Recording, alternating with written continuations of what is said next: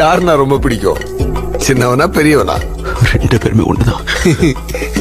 இந்த மாதிரி கேனத்தனமா ஏதாவது பேசியிருந்தேன்னு வச்சுக்கே, பண்ணி இல்ல பண்ணி கொண்டுட்டு போயிட்டே இருப்பேன். சின்னவனா பெரியவனா? சின்னவண்ணா கொஞ்சம் பாசம் அதிகம் சார். நினைச்ச.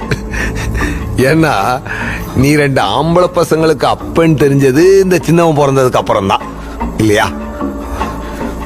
இருக்கலாம் சார். ஏண்டா முட்டாள், முதல்ல நீ அப்பன்னு தெரிஞ்சதே பெரியவனால தானடா. அப்ப பெரியவன் மேல தானே பாசம் அதிகமா இருக்கணும். உனக்கு புரியல. உனக்கு சின்னவன் தான் ரொம்ப இஷ்டம்னு யாருக்கும் தெரியாதுன்னு நினைச்சிட்டு இருக்க.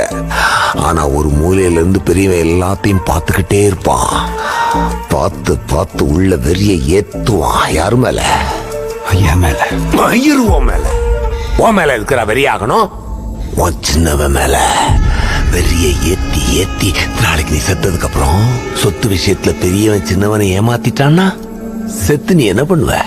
நீ கொடுத்த சொத்தையும் சின்னவங்கிட்ட ஆட்டைய போட்ட சொத்தையும் வச்சு பெரியவன் டபுள் ட்ரிபிள்னு சம்பாதிச்சு கவுன்சிலர்னு எம்எல்ஏன்னு எங்கேயோ இருந்தா